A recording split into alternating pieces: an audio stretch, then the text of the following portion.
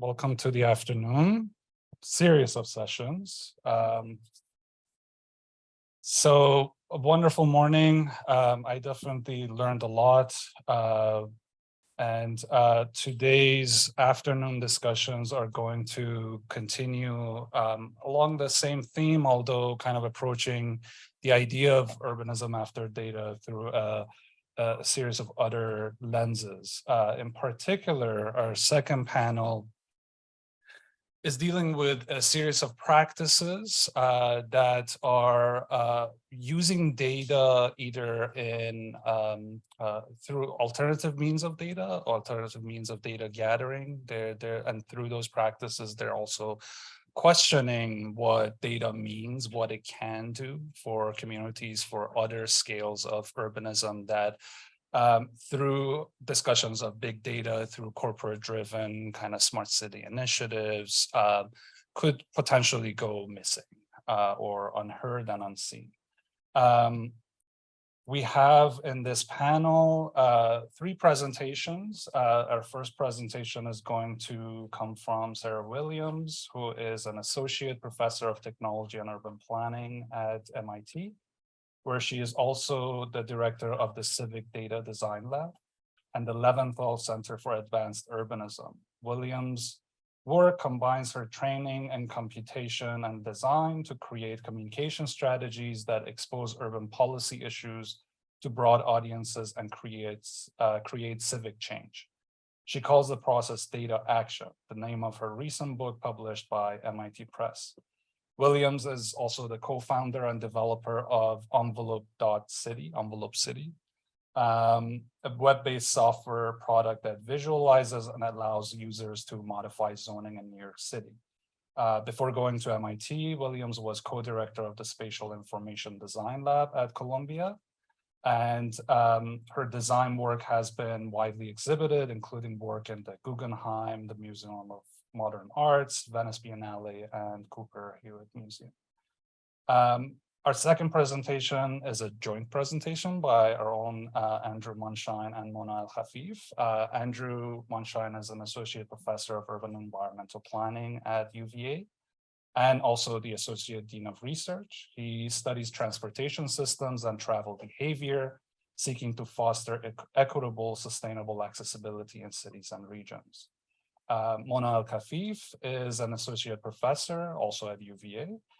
She is the co-author of the award-winning publication Urban Build, Local Global with Isla Berman, and the author of Staged Urbanism, Urban Spaces for Art, Culture, and Consumption in the Age of Leisure Society. And her research deals and operates at multiple scales, examining the interdisciplinary aspects of urban design, temporary urbanism, urban prototyping, and strategies for the smart city. Maria Arquero de Alarcon, I'm sorry, is an associate professor of architecture and urban regional planning at University of Michigan, Topman College. Her work advances urban strategies, promoting cultural and environmental values in territories under conditions of scarcity.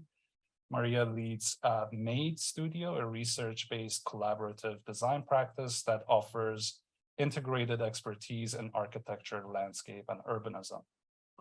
Through a combination of grant-funded research initiatives, urban design experimentation, and site-specific interventions, MADE Studio focuses on the co-generation of socio-spatial strategies, addressing urban transformation in collaboration with local partners and residents. And today's discussion at the end of the three presentations will be moderated by Matthew Joel, who is an associate professor of architecture here at UVA, a founding partner of the design practice Kutunatuk, I tried, and Temp Agency. Also, he is the co-director of the Arctic Design Group with Lena Cho, and he's a registered architect in the Netherlands with a PhD in geophysics from Cambridge University, MArch in architecture from Harvard GSD.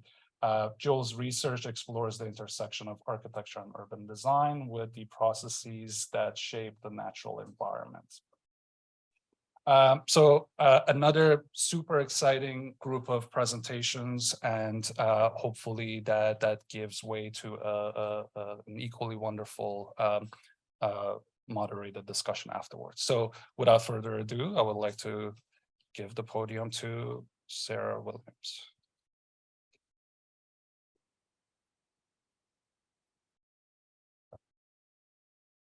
Excuse me. Let's lower this microphone a little bit. Oh, maybe it doesn't lower actually. Move it back. Not made for short people. Great guys, I'm so excited to be here. My name is Sarah Williams, and I am director of the Civic Data Design Lab, and I also am a faculty member in the Department of Urban Studies and Planning. I also run something called the Norman Leventhal Center for Advanced Urbanism. And the Leventhal Center is an interdisciplinary research center which combines the research of architecture, urban planning, landscape architecture, and systems thinking. And we believe it's through this kind of interdisciplinary research we really can create innovation in urbanism. I myself am very interdisciplinary. I'm a geographer, an architect, an urban planner, and a data scientist. And I combine my training in computation and design to create communication strategies that expose urban policy issues to broad audiences and hopefully create civic change. And this is a process which I discuss in my most recent book called Data Action. So in my book, I have something which I call the data action principles. In fact, I have 7 of them. And I thought I would use a few of these principles to guide the talk today. But I also chose projects really thinking about what was discussed in the brief, this idea of how do we bring data into design? How do we take the ideas and the things that we learn about data into the physical world? So I think we have a couple examples from the projects that I worked on today that I'll show you today. But the first principle in the data action principles is do no harm. And I don't want to forget this principle.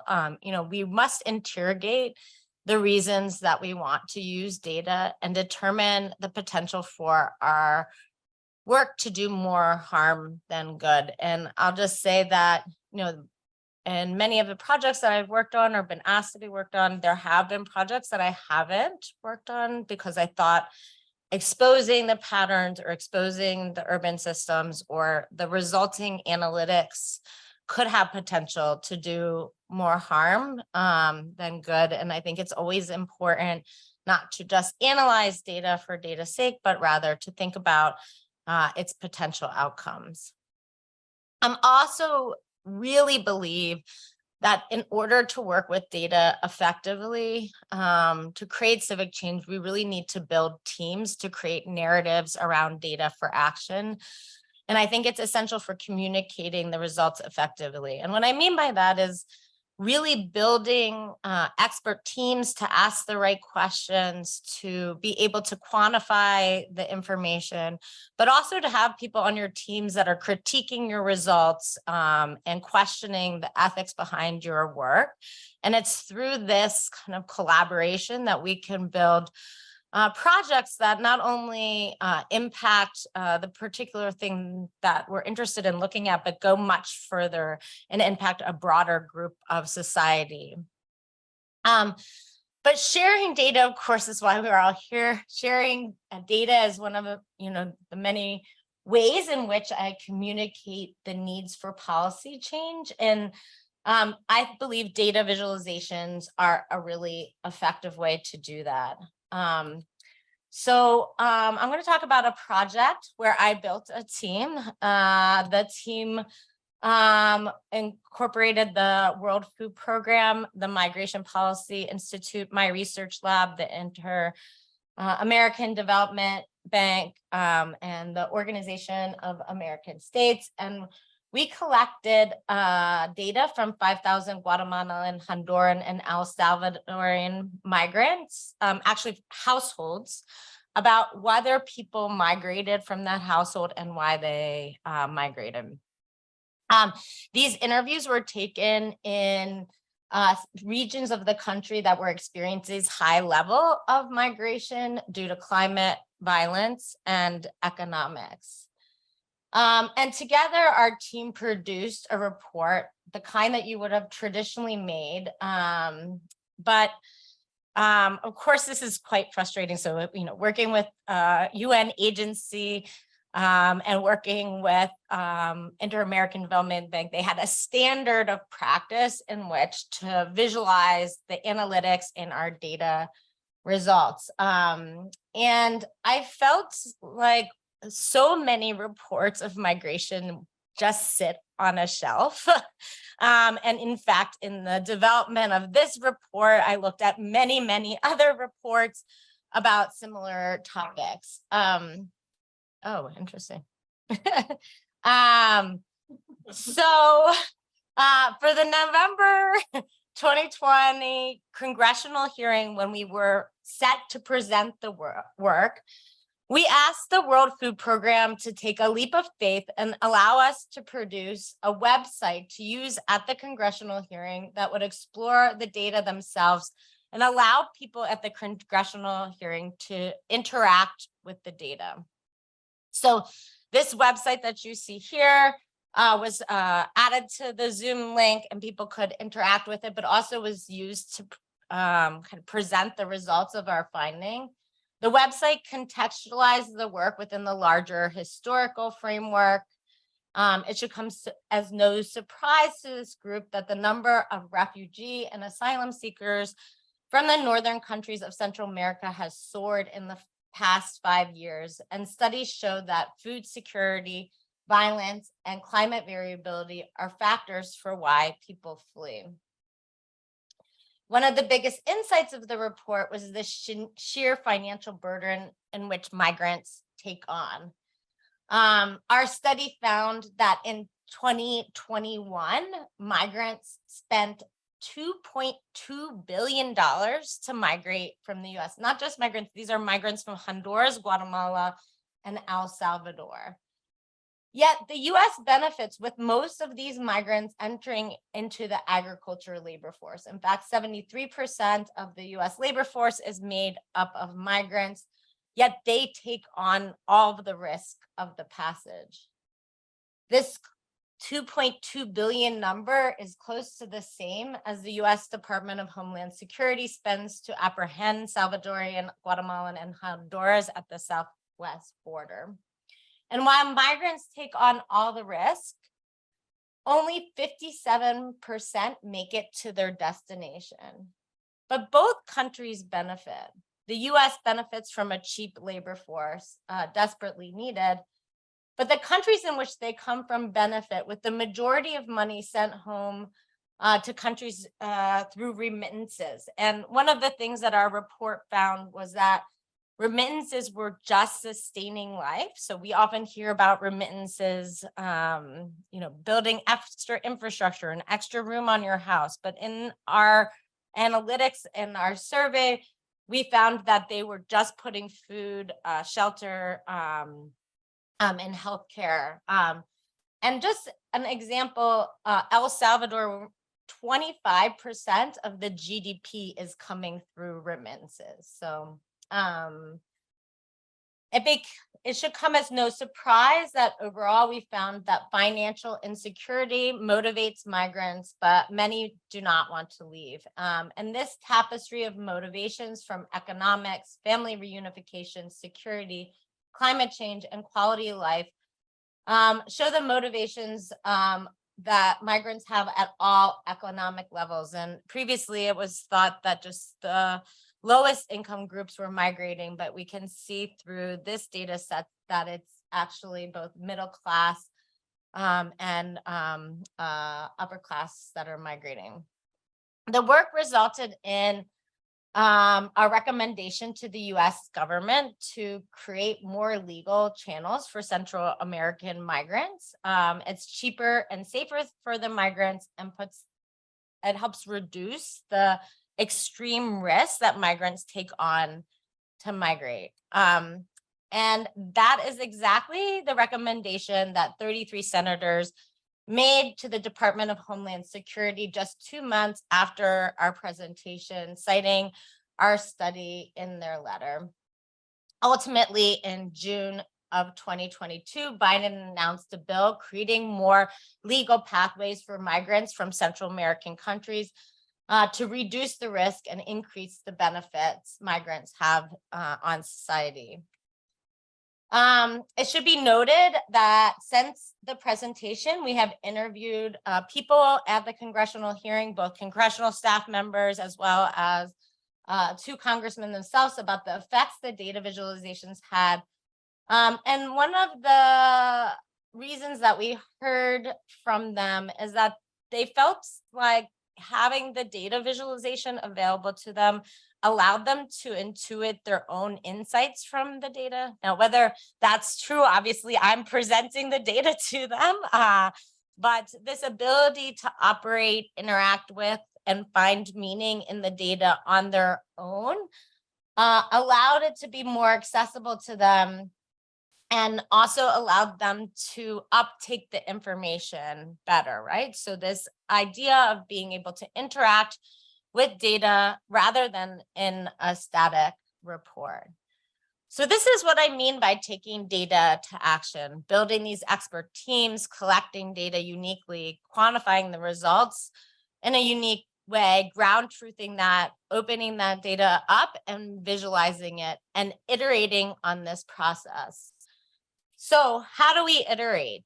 While the project was very successful in creating policy change, we wanted a way for migrants to participate more fully in the story being told about them. We also wanted a way for the visualization to have more of a presence in physical space. We also struggled with a way to humanize those data visualizations, to create the kind of empathy you saw. We created images along with these data, but we often felt that connection to the human and these very real stories and compassionate stories within the migrants weren't coming across. And so we decided to create a tapestry from the data set that would be built by the migrants themselves. And so taking reference the motivational tapestry that you saw earlier, each one of these squares represents one migrant and their motivation to migrant, whether it's economics, reunification, security, climate change. And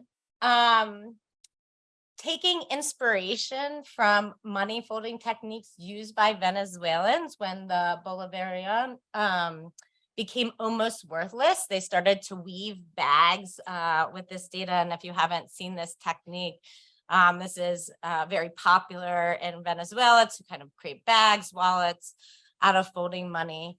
And the fact that migrants spend so much money to migrant, we decided to create the tapestry out of money that we made from findings in our report. So, given that collectively migrants from Central America spent close to $2.2 billion, a tapestry of money would give a physical presence to the sheer cost and risk migrants take on. Each bill represents one migrant's motivation to migrate. Green, see here, represents climate. This bill illustrates findings from the report. The green dollar looks like a US dollar instead of Benjamin Franklin. Here we see a migrant. And the money illustrates that close to 73% of the US agricultural labor force is made up of migrants, and that they contribute close to $210 billion to the US economy. You can see the Migrants' Bill of Rights in the background, and the bill illustrates that US depends on migrants as a workforce.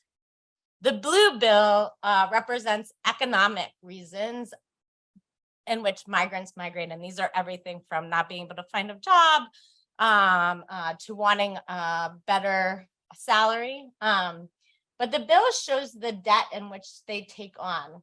Close to 64% of migration is financed through loans that they need to pay smugglers. And 77% of migrants use smugglers to travel to the United States with this $2.2 billion. Yet while they spend all this money, they also take on all the risks, both the threat to their life and their financial security. Quality of life was cited by many migrants as one of the main motivations, with many migrants only making $290 a month, which does not amount to enough money to sustain life. So here we're looking at the Honduras note, looking at the fact that migrants feel that they have no other choice but to migrate, even though they love their country. The Guatemalan bill shows the remittances make up 15% of the Guatemalan GDP, and 95% of Guatemalan remittances are received to sustain life. That means putting food on the table, shelter over their heads, or creating a social service for those migrants. And now the Guatemalans benefit from migrants leaving, as migrants are creating and supporting a social system for the government. So the idea here is that the government is really using migrants as a way to support and help for the poor in their own country. The purple bill illustrates that migrants where security was the main reason in which migrants left. And that's being forced into gangs or issues around domestic violence, violence created by war as well. Yet even with this motivation, 24% of migrants are involuntarily returned home to extremely dangerous situations, and close to $53 million of migrants' money is lost as they paid the smugglers, but then are returned back home. This is when they return home, they face the same issues of insecurity, intrusion, and corruption, and risk to their lives. So we worked with migrants in Casa Tuchan, a shelter for migrants from Central America in Mexico City. The tapestry was literally built from the migrants, their data, and their hands, presenting a physical manifestation of the hopes and dreams migrants face, many whom do not want to leave their home but feel like they have no other choice. Using the tapestry design was important. Central America has a very rich history of developing tapestry, so our tapestry design is loosely based on some of those traditional visualizations. The results show that, economics, which is the blue, is the overwhelming reason that migrants leave home. But the tapestry brought a lot of attention to the issue of migration during a time when the World Food Program operations were shifting money away towards the Ukraine. It allowed migrants not to be forgotten. Here you see me talking with Dave Beasley, the head of the World Food Program, and also the ambassador to Panama. After seeing the tapestry, Beasley followed the migration trail of many of the migrants in our tapestry to help bring attention to the funding of the migrants. So after seeing this work, he actually took the migration trail as a kind of policy stunt to bring donor money into the World Food Program to provide food for those migrants. The data visualization tapestry was hung on the walls of the World Food Program in Rome during their executive board meeting. And this is where ambassadors come from all over the world. And they could actually take a piece of the money off of the tapestry and tap it on the screen to learn one migrant story. So here you can see on the screen, you actually tap with the scan of the money, and then you learn one migrant story. So the idea of trying to connect the fact that that data equals one person's individual story within the data set. The Tapestry and data visualization website show how we can transform a conversation around a political issue and start a new dialogue through design. The Tapestry has helped the World Food Program garner funds from donors to address the issues around migrants. And as the Honduran ambassador said, you communicated it with dignity, showing that migrants don't want to leave, but have no choice. But it also shows how transforming data into the physical architectural space, we can transform the conversation that's had around it. And the power that art and design can have in getting people outside of their normal modes of thinking. So, the Venezuelan ambassador who's at this meeting, who's very defensive about migration for many obvious reasons, was able to begin to have a conversation with us, interact with the Tapestry, and create the dialogue that art and architecture allows us. Transforming this data into more of an artistic piece got us to back away from kind of the realism or let's say, the ways in which data feels like a kind of truth or knowledge, but allows us to open it up for a larger conversation. Across from the Tapestry, we showed data from another survey taken when migrants access hotspots provided from the World Food Program along the migration trail. So we had hotspots in which migrants could access the internet. And they answered questions about where they came from and their journey. And one of the things that was amazing to us is that migrants come from 42 different countries as they pass through the Darien Gap in Colombia, as far away as Vietnam, Afghanistan, and West Africa. And then they head up towards the border of Colombia through the Darien Gap. And a bus actually takes them through passage in Panama towards the Mexican border. And Mexico is asked to do a lot of the policing at this border crossing. So migration is full of distances unknown, how far, costly, mentally, and physically straining the journey will be for migrants as they separate from their home, their country, and the family they love. And with all of the risks shouldered by the migrants themselves, it's clear migration is not a choice. Migration costs are high, and there are mutual benefits from the countries in which migrants are departed. More importantly, it shows how we can transform data to have a presence in physical space.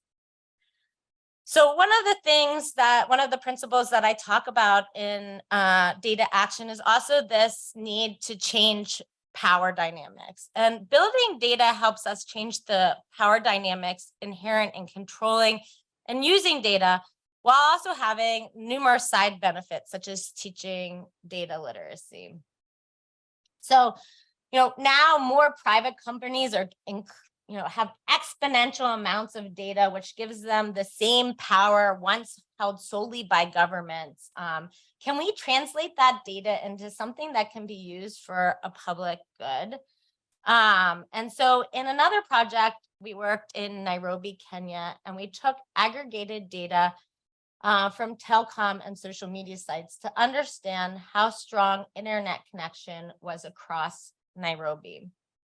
And using this telecom data to say, we have things such as download speeds, the carriers, whether it's 3G, 4G, the network diversity, what kinds of phones that people are actually using. And so what we wanted to use this data for is not to say, we know that if you have a phone, you most likely have internet access because you're getting it off your cell phone service or your SIM card, but you don't know what kind of data access that is, right? So can your phone access it? What are the download feeds? How much access do you have?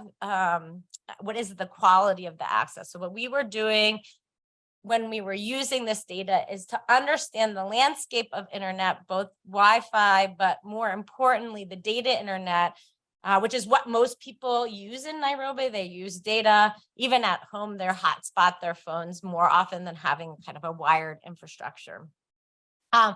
Creating this connectivity index, we were able to identify areas which have very low connection to the internet. And it comes as no surprise that many of these areas, of course, are in some of the poorest communities in Nairobi.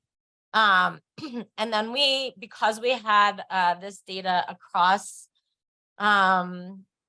Africa, we were able to also test our model in Kampala and then apply it to several other cities. But while understanding the network access and where people need internet is important, I really wanted to translate that into something that we could do on the ground.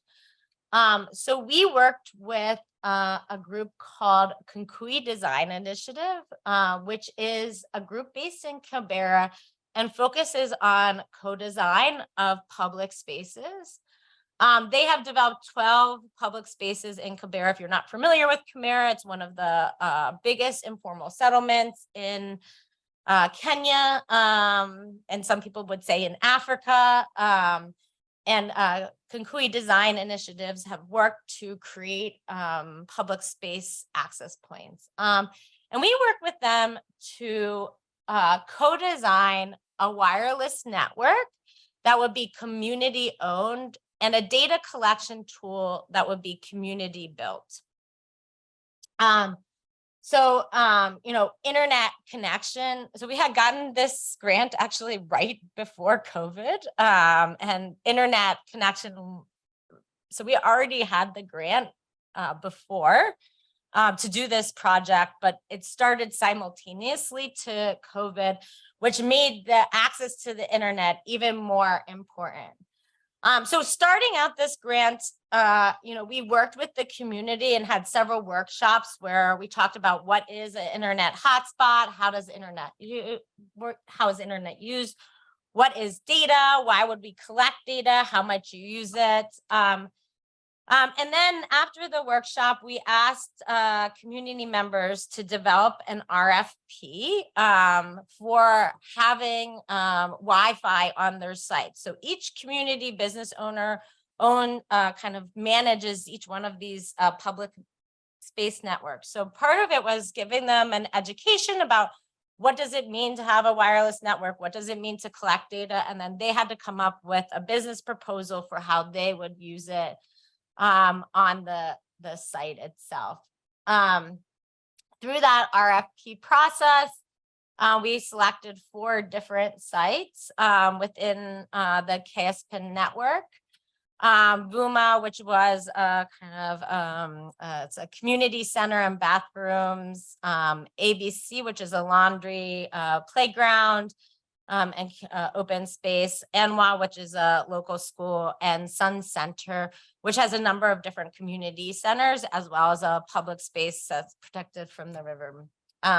Those different groups got internet training through our partners in KDI over Zoom during COVID, but I mean, they were in person, we were helping them. And I think one of the great parts of this project is that a lot of the training and infrastructure that typically happens in a project like this, we weren't actually there.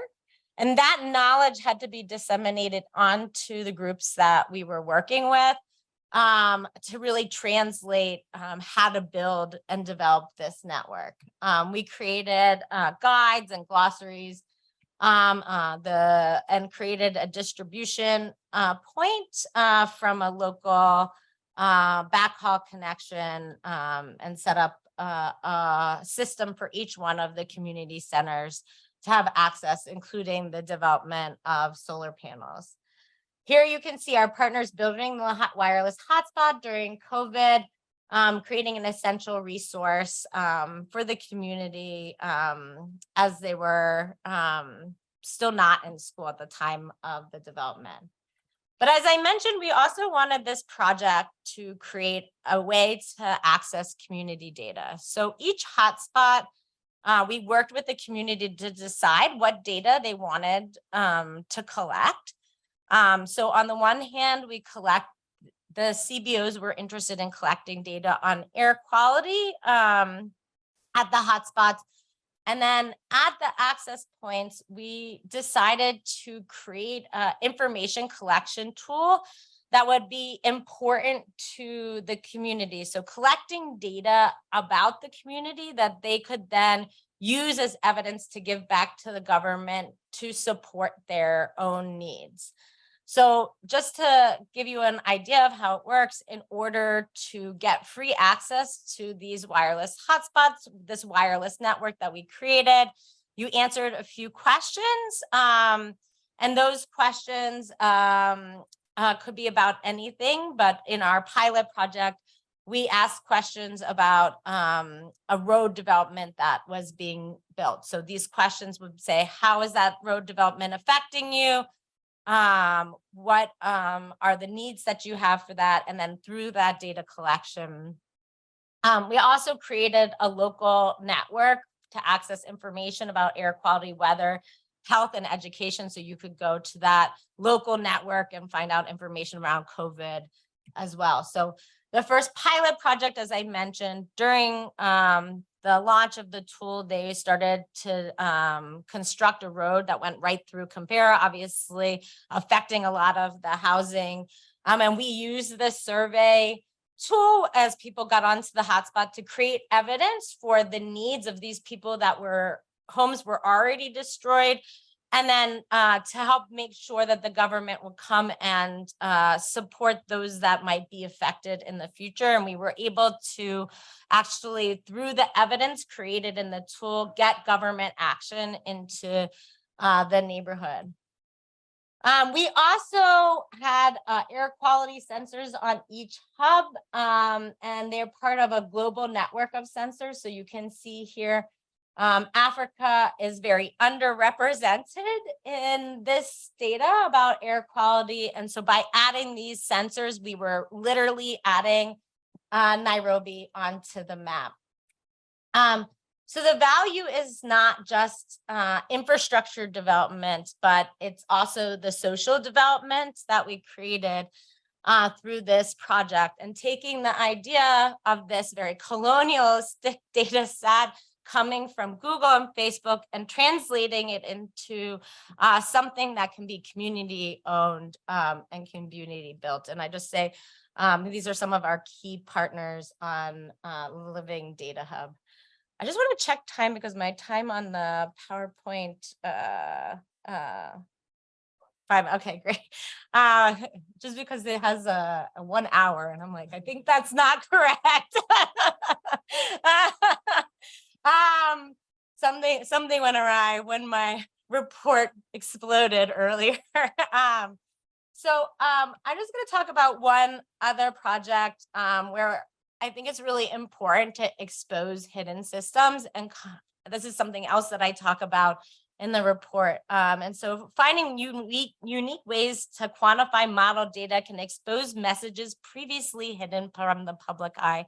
However, we must expose those ideas ethically, going back to the first principle. So in this project, we started to talk about this at lunch, actually. We wanted to look at the issue of ghost cities. And if you don't know what ghost cities are, they are large parts of residential communities that lie vacant. And these vacant residential developments can have huge risk. But data about where these vacant developments are not commonly available. So in this project, we tried to come up with a model that would allow us to identify the extent of ghost cities. And we often think about ghost cities as these large cities that lie vacant, but ghost cities are also small pockets of vacancy in and around Chinese cities. So we thought thriving communities need amenities.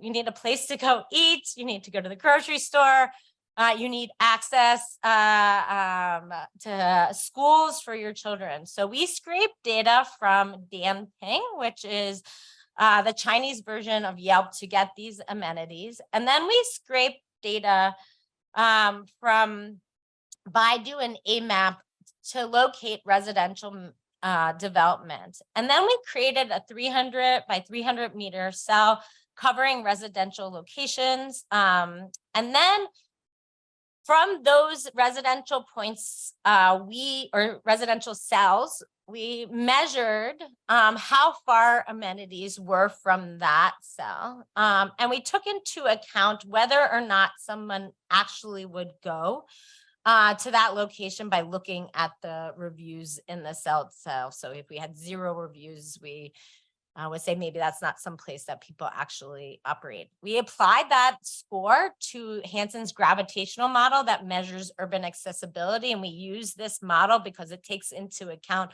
that I'll travel further to go get my hair cut or get food if I live in a suburb versus a city center. We removed amenity scores at the mean, and then we removed cells that had a population value above the mean. And then we performed spatial autocorrelation on the cells that remain, and we called these ghost cities. We went and ground truth our data in Xi'an, and we showed places like this. These are developments that were created maybe 5 to 10 years ago, and the Chinese government might say that people will eventually move there. We found places like this, former communist housing being readied for redevelopment. And we found locations like this one, whole cities that were never completed. This was meant to be the science. But one of the principles that I talk about in the book is that we need to ground truth, and we must validate the work we do with data by literally observing the phenomenon on the ground and asking those that it affects to interpret the results. And one way we can do that is through data visualization. So this data visualization tries to explain the Hansen's gravitational model by allowing you to click on the cell and then see what portions of those amenities add up to making this model the way that it is.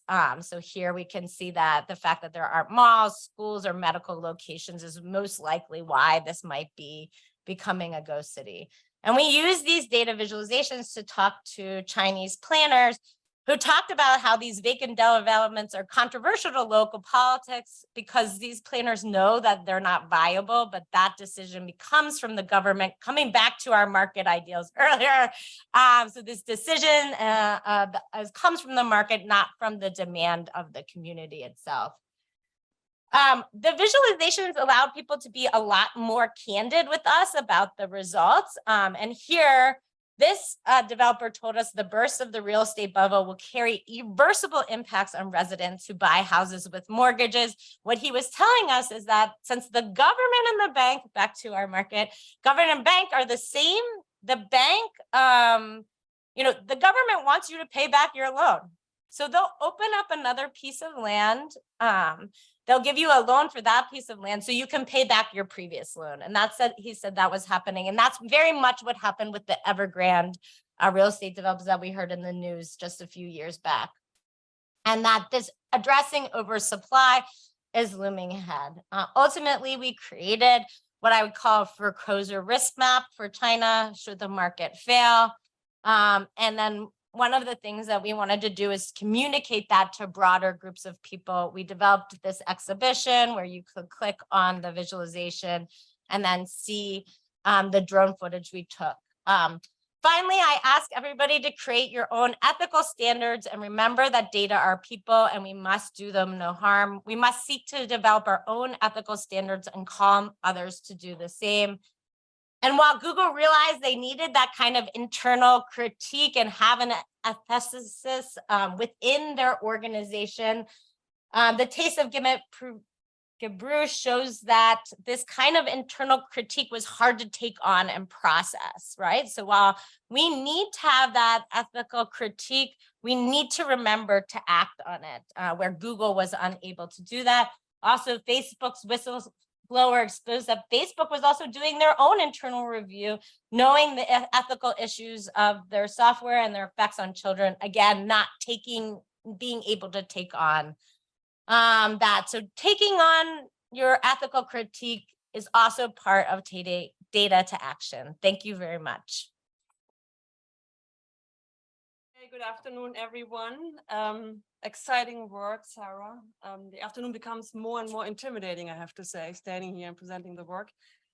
So we also entitled our presentation Designing for Co-Production, and aggregated a series of pipeline projects that had been developed under an NSF grant, Smart and Connected Communities, as well as a SIF grant. I'm Mona Al-Kafif, associate professor here in urban environmental planning, as well as in architecture, and the director of the urban design program. And yes, me. Yeah, I'm Andrew Monshine. I'm an associate professor in urban and environmental planning and associate dean of research here at the school. okay, so we are going to do this in tandem, and we are going to bring you back to the grounds, literally. So all the projects that we are presenting now are located in Virginia, and they are also had been funded in the context of bringing digital technologies to the, let's say, hinterland of the northeastern seaboard in Virginia. So our presentation today will provide an overview of our current multi-pronged project supported by the NSF Smart and Connected Communities program, as well as an internal SIF grant, which advances interdisciplinary research and capacity building activities to enhance community functioning through technologies and data collection. Now, looking back at a multi-year effort, we entitled the session Designing for Co-Production, and hope to discuss this later on the panel, also in the context of what we learned through our pipeline efforts. By providing communities with tools and platforms, we hope to achieve a middle ground, or to build a middle ground that stands in contrast to the top-down models of the smart city, and also tries to enhance the bottom-up approaches. But progress has been made both in defining broader challenges and developing integrated smart solutions within the urban environment.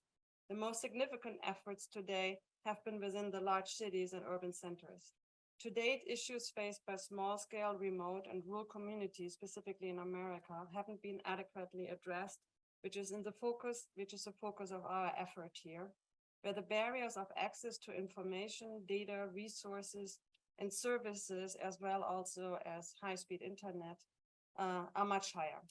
Our project links academic research and design to the communities that need them, by developing a strong research coordination network of partners, engaging communities through annual workshops that assess community needs, selecting key focus areas, and moving forward with pipeline seed projects that will have the highest potential for positive impacts in our communities, developing opportunities for education, training, publishing, our work, as well as the work of our partners, is one of the focus areas of this grant. Our project is located at the University of Virginia and operates through a network of researchers across distinct fields, primarily in the areas of architecture, urban planning, urban design, engineering, and the telehealth program, which is a key partner with the expertise also in demography and community engagement. The data gleaned through our larger territorial investigation published through our web portal helped us locate specific community partners and sites for interventions for our pipeline projects developed in collaboration with community and nonprofit partners in the region. The state of Virginia, as you all know, is a territory that we are operating in, and most of Virginia is located in the US, in the hinterland actually of the US northeastern seaboard, which is a highly urbanized area stretching from Boston to Washington, DC.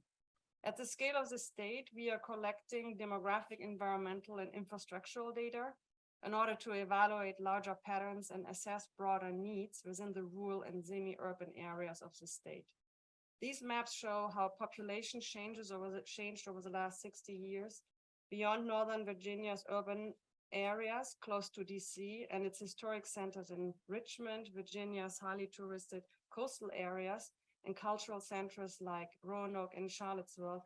The majority of the state is actually sparsely populated in many small towns that have not seen growth since the 1960s, and that are today shrinking, primarily towns previously supporting coal, textile, tobacco industries, and other outmoded industries. Other broadband coverage has expanded in these areas to bridge the urban-rural divide. Access to technology alone has not solved the larger issues of facing of the problems that these small and rural communities are facing. What is more evident is the economic decline that characterizes areas across southwestern Virginia, where former manufacturing towns have been most impacted by globalization. Economic shrinkage has had the effect of shrinking investments in healthcare and education, reducing the number of sites that serve as relevant community resource hubs. As access to hospital service decreased, UVA's telehealth program was able to bridge this gap remotely through expanded telehealth services, just as it expanded online educational programming for continuing professional studies to remote learners. Despite the diminishment of institutional and infrastructural assets, Virginia has a wealth of environmental and historical and cultural beauty that some of our tools capitalize on. Main Street 21 workshops were used to determine critical issues facing communities as these intersect with research questions, data needs, and smart infrastructural opportunities. These helped us frame a series of seed pipeline projects, as well as and we will now present a quick overview. And these operate as a nexus of policy, design, and technology that address distinct needs in 5 key areas. And here specifically health, education, mobility, infrastructure, culture, and environment. These seed projects, in addition to an expanded catalog of best practice models, were also published on a regular basis in our, what we call the playbook, that was also, communicated and discussed with community stakeholders. Although each of the seed projects that we will briefly discuss today present highly specific aspects of their own research and design objectives that involve particular groups of constituents, the intention of the larger program was to advance and to test these as potential prototypes, models that develop a set of tools and methodologies that could be replicated in other contexts and scaled to have an impact across larger territories. The most successful and rapidly expanding of these models has been the telehealth program, which is now a 20 or 30-year-old program at UVA and originally started as the medical bus that actually accessed remote areas in Virginia. The telehealth program democratizes knowledge, improves access, and expands specialty care capacity in underserved communities through remote digital tools.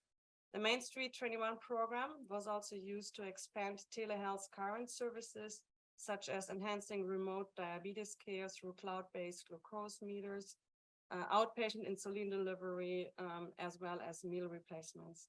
These efforts were complemented by the projects like HARE, which focuses on health disparities in rural regions resulting from the lack of knowledge and services, and installation in underemployed areas and substance abuse, among others. HARE develops community-centric solutions to build a stronger local health network, which can then be linked to telehealth services. In the School of Engineering, our Main Street 21 partners focus primarily on transportation and infrastructure. On one of them was, for example, was using crowdsourced technologies to improve civic infrastructures by bridging the gap between citizen-generated data, city officials, and those responsible for addressing the ongoing maintenance and serviceability of roads, sidewalks, and other forms of infrastructure. Because citizen-generated data can often be chaotic without expert assessments, the tools and apps developed focus on the assessment of data through quality control algorithms, methods to turn this data into actionable information, and closing the feedback loops between to the community. We are now presenting 4 of our projects, and I'm going to leave my script behind, and Andrew is starting. I get to start. Okay, great, thanks. So yeah, the first project that I'll talk about is a project that actually precedes Main Street 21, but really shows the beginning of Mona and my work together. Community-centered urban sensing, and fundamentally, this started before COVID. This is several years old, But the motivation was around this problem that we see in design and urban planning, certainly in the Virginia context and the US context, which is that the shaping of public spaces, the shaping of rights of way is determined by this process where that is very much organized around urban planners working in a municipality, working with consultants, and community are engaged in a very specific way. But a lot of the problems are fundamentally around the built environment.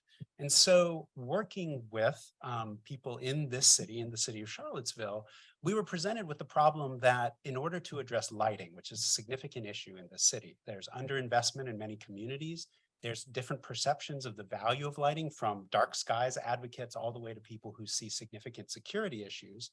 There was no data, there was no information. And in fact, even the local electricity, the electric utility didn't really have complete data on what was available. And so, our first motivation was to say, well, if this is a challenge, how can we do this in a way that meets, frankly, a lot of the principles that we know need to belong to data engagement with planning and design. And frankly, also Sarah brought up from your point of view, from how you describe it in your book. So I think working with that, we began to weave something together. How can we do this? How can we facilitate this? Build a sensor kit, construct an online website that, allows community members to not just collect data, but also to upload those data and then overlay those data in an analytic system that, fundamentally replicates a GIS, a geographic information system, for decision making. Allow qualitative comments to be embedded in this. And this is what community-centered urban sensing was, is can we develop a system that is fundamentally going to be useful for the decision-making in this community? Ultimately, we did this in Charlottesville. We also did this in a number of, particularly in another community, Waynesboro, that you'll be talking about on a different project, but in the Shenandoah Valley. But I think what's important is that we learned that the system itself, and this is part of a deep literature of practice across of research across planning and design. We saw very quickly that this approach, this open sourced approach, this very community engaged approach, still required community investment, and in ways that wasn't, that isn't simply here's a device. We all understand this, and I think this is important. Here's a device, go out and collect these data and then help make decisions. We very quickly learned that the construction of the community, fundamentally the relations between governance, between community, between long-term histories, are going to matter just as much in a technology-driven planning and design project as they will otherwise. And so in technology, when we brought technology into this context, we saw it creating its own problems that reinforced the existing problems in the community. Distrust. What are these sensors for? Why are you using these to monitor me? I like light levels to be low. Why do you want them to be better? Why do you want to build lights? And fundamentally, bringing technology into the situation created new dilemmas within fundamentally an existing framework of, let's face it, dysfunction that often exists in many community planning and design engagements. So with all that said, this unit caused us to think about, well, what is the role of design in all of this? And what is the role of data and design when we're confronted with what's actually not a very atypical situation in an urban environment? So I'm going to hold from there because we're going to come back to it. Yeah, so what you will probably see is that most of our projects are working with similar principles. They are always online platforms where data are coming together. They are low-tech ways of collecting these data.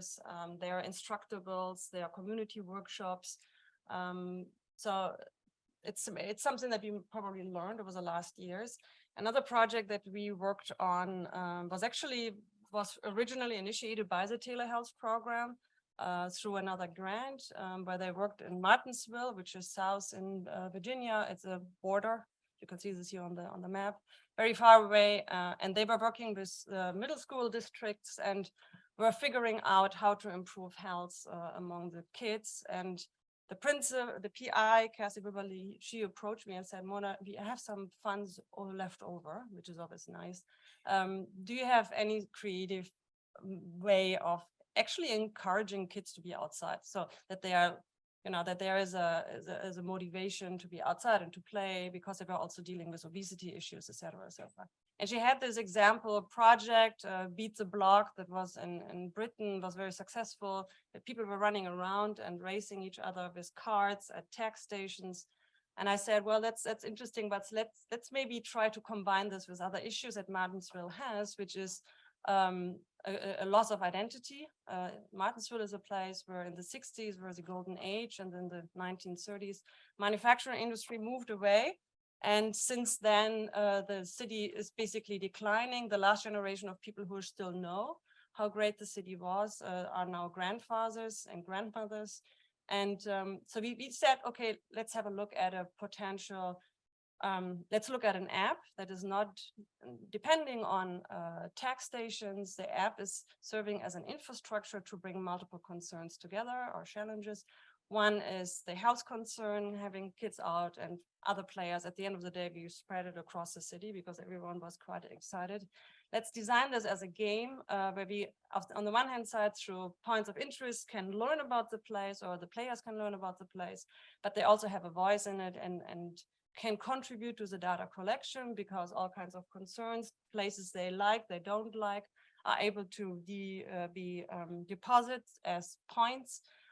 There's a geofence that identifies where the game takes place, but the geofence can also be put somewhere else in Martinsville as well as in any other community. And we developed these game mechanisms with collecting points of interest, which was basically started originally with translating the tourist guide into a digital tourist guide, but very quickly through the set of workshops was a really fantastic way of collecting places that were not written in an archive or in a tourist guide yet. We had the idea of collecting memories through oral history, and then the other POPs, the points of places, which was the opportunity for players to identify sites they liked, they didn't like, and to comment and to give weight. So it's a way of collecting small data that the city was really interested in, because they were busy with, or were launching an urban regeneration, or the strategic plan for Uptown Martinsville. And if you ever traveled there, it's actually a very pretty city that's at the moment just lacks of a lack of investment. So the whole idea was that the kids are not obviously playing behind the computer, but that they are playing outside in the field.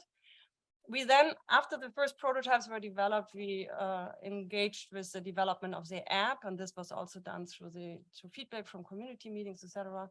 And the app is highly customizable, with everyone being able to choose their avatar, to choose colors, etc., etc. And in the moment when you get close to a place that was a POI, for example, and you get close into the geofence, the game card pops up, and you first read about it, and there's a quiz, and you can get double points depending on if you answered the question correctly. Oops. Okay. And yeah, these are just a couple of images to show you how you gathered the information, also encouraged everyone to join in. The officer on the right, it was mind-blowing, the knowledge that this person had about the history of the city.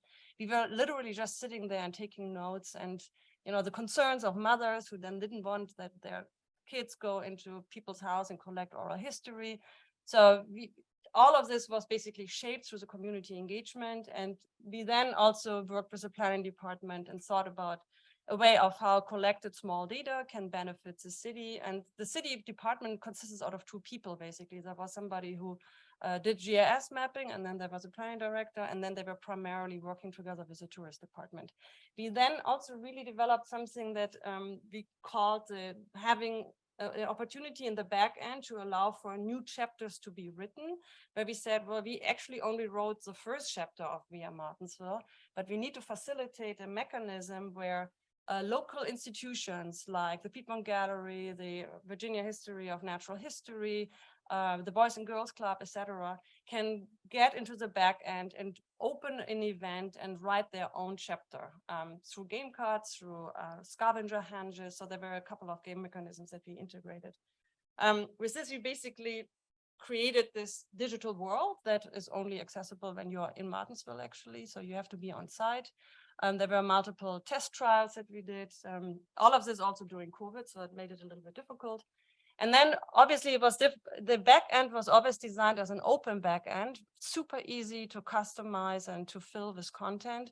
But our SRA was also so kind, and we had all of these tutorials that are now online. So anyone in Martinsville who wants to become a game master can jump in and can start editing the content. Finally, this is our last step.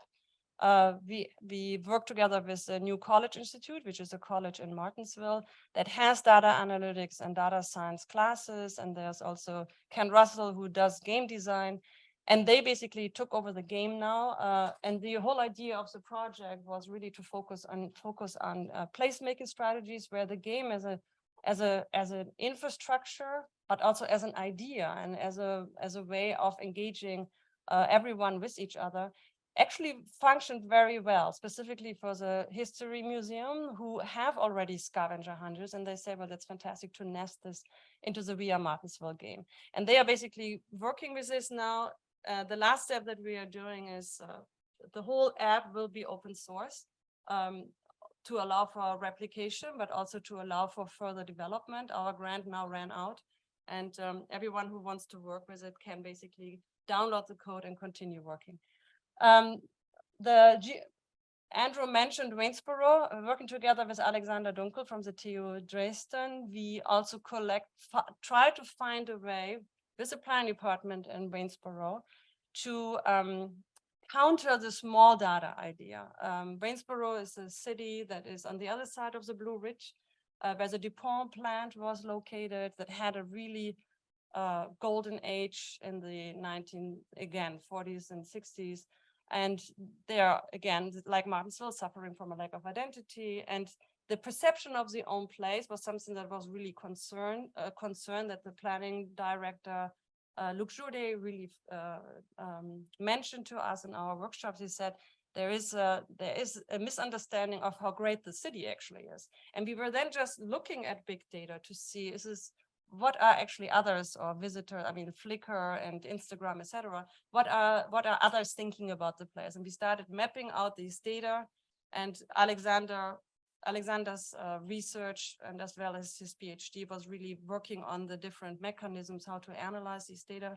And these are just a couple of tag maps that we then launched and also discussed in our community meetings. And it was extremely interesting for the community to actually think about, well, I didn't know, for me, this place means something very different. And we all know how to read these big data, and it's Flickr community and it's Instagram, etc. But it was not meant to create a new reality or a new truth, but to encourage a new idea or a new narrative of the place, which basically brought the local and the global together.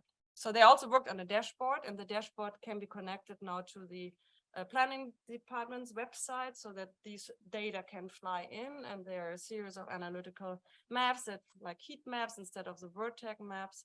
And that's a really fantastic tool. It's also part of the exhibition with a QR code, where you can, if you want to see how the app works, can look into the functionality of the app. Great. Okay. So now I'll talk about where our collaboration, Mona and my collaboration, along with others, lies. And fundamentally, having been through the kind of iterative, positive, kind of developmental stages that we went through, looking at the different elements of bringing data into a design and planning process. We were confronted with, well, we find certain challenges. We find that the community doesn't fundamentally engage in these processes, just as they don't engage in many of the urban civic processes that exist within, the life of a city. At the same time, how do we make these data meaningful and legible? The issues that we've already talked about, or that we've already heard about. So I think that to a great degree, our goal was to be able to figure out what is the role of design and planning as a mediator between a top-down version of deploying data infrastructure, and fundamentally what we also see a lot of with great value, but the bottom-up approach that the Airbeam, habitat map might use, and many other sorts of examples that collect data, but then where do those data go? And what we propose is specific, but it's this idea that network public space fundamentally is comprised of technologies and infrastructures. It's comprised of the social and political dimensions, but it's also comprised of space and design, and it's comprised of both physical, technical, and material dimensions. And so with that, we began to explore what this might look like. We started this project, Network Public Space, just as COVID was starting, a familiar story for the next few years, and started in Charlottesville.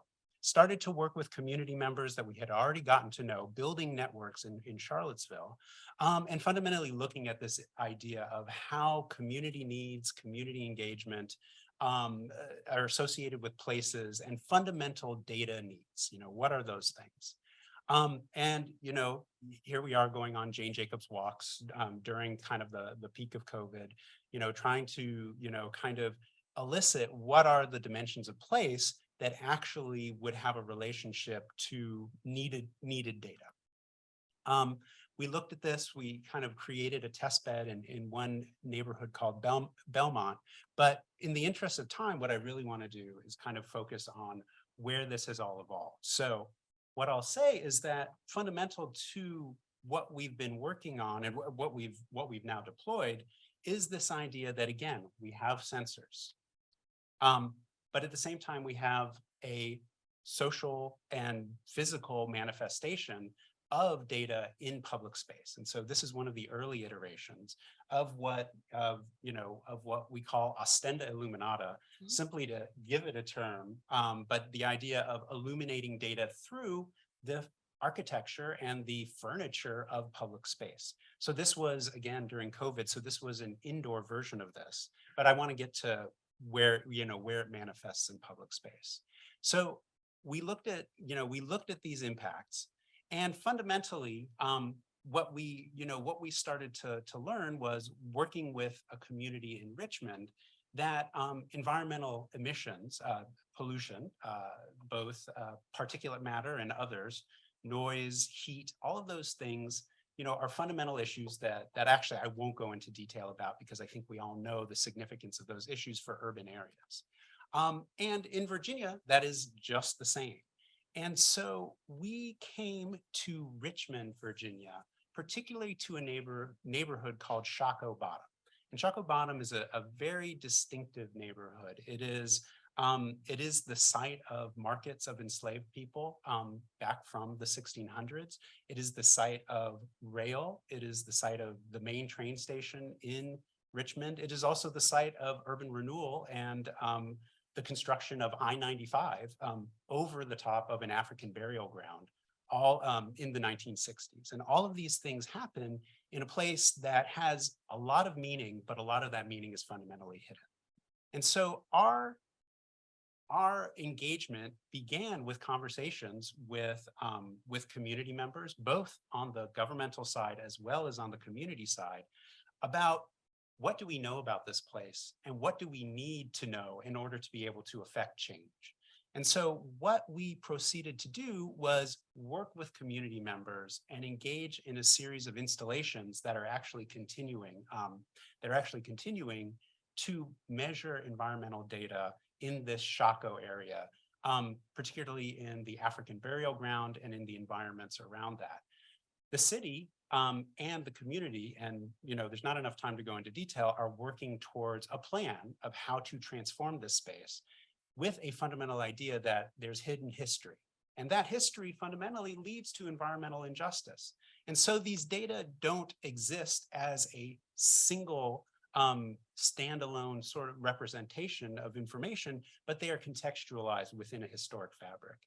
Now, our approach again is to make this physical and to make this real. So these are examples from last October, the event on the African burial ground, using the kind of the physical light-based responsive architectures of Ostenda Illuminata to collect data and then actually deploy it in the space. There's also at the same time an online version, so that ultimately this is meant to be a repository of data, but also a way of creating meaning in public space at the same time.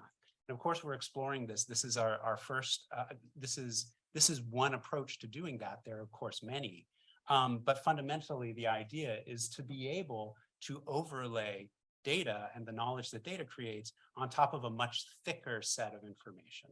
And so that is basically where we are now. And so I know there's not any time, but fundamentally, I think this quote from Anna Edwards, who's the leader of Sacred Grounds Historical Reclamation Project, which is,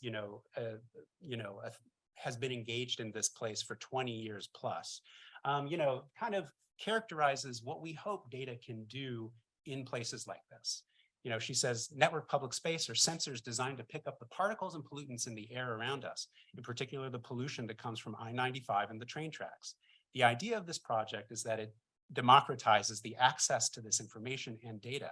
So if you're living in a neighborhood that is experiencing this kind of pollution, but you don't have a way to prove it, this is open access technology that you can create to track this information in your communities and use this to make your case, whether you need to prove that something is not right in your air and water where you live. All right. Yeah, maybe to summarize, this is once more kind of screenshot of the different components that we brought together in network public space. Obviously, citizen science and the capacity of others to build these sensors and to work with this is a huge part of it. Instructables are a huge part of it. The web portal, which is a dashboard, and at the moment we have the big node located in Richmond, specifically under the I-95 area. But we are also gathering data from Purple Air and aggregate data on this website and allow this to be as well open source. And then the idea of the sensors, it was actually very interesting to see how the community reacted to it in the moment where these sensors that were able through the light to illuminate the data collection. There was an incredible attention that was paid to it, an attention that was you would never get through a monitoring website where data is collected over time. And it was also an evening event, and it's an ephemeral event that happens once a year. And in this context, multiple art installations happened on the ground and basically brought all the topics together that the community and the stakeholders were really concerned about. This is the last slide. I know we are over time. What are we trying to facilitate with these projects is, the process, understanding co-production as a process and to establish these networks between different stakeholders. And Richmond specifically also with the planning department, because they really want to improve these sites. It's an area that is a graveyard and they really want to rezone the site. For us, it's really important to create an agency for the community and the different stakeholders that are involved. And all our projects are basically available through open source libraries. And some of them were also, they came originally from open source. So the idea here is that it's about sharing. Thank you. Thanks. I'm last in the panel, and going last is always challenging because there has been a lot of work. So I'm going to be sharing with you just one project, and it's a very modest project. Basically, with it, I aim to connect issues of data and representation to issues of data and participatory democracy, where citizens are taking on their own hands the provision of housing, infrastructure, and more, given the absence of the state and formal planning mechanisms. Here, data is built from scratch. As you see, the project is calling for building data for the right to occupy, to hold ground, and upgrade. And I'm going to be taking you to the city of Sao Paulo, to the very capacious southern geography. Citizens all over the world have taken their cities in their own hands. We need to take these practices seriously and recognize them as instances of city making, as instances of people planning their own futures. To discuss this as novel planning practices, we need a new imagination, a new lexicon. new repertoire of practices, and a distinct understanding of justice. So I'm going to start with Professor Mira Pab, and I will also close with her as I'm bringing you to the city of Sao Paulo and work that we have been developing since 2016. So this is a very slow project, as you can tell. And we are trying to build a process that we call participatory action research. This means that we are spending plenty of time with these different communities, and you are going to be learning specifically about one of them. We are working with a very robust network of local partners. We are too interested in co-production, and that means that we are always negotiating our own authorship and our own agendas in relationship to the agendas of many of those little bubbles that you can see in there. That means that in many instances, the projects are being reformulated. And even if we are applying for grants and trying to extract as much funding as we can from the institutions of knowledge in the global north to operate in the global south, we are also always adapting and reframing and reformulating what these projects are doing. So in the many bubbles that probably you cannot read, there is a large number of communities. There are nonprofits, there are representatives of the judiciary power, there are social movements, and many of them. There are public utilities that have a lot to say in the informal, expansive informal urbanization of the city.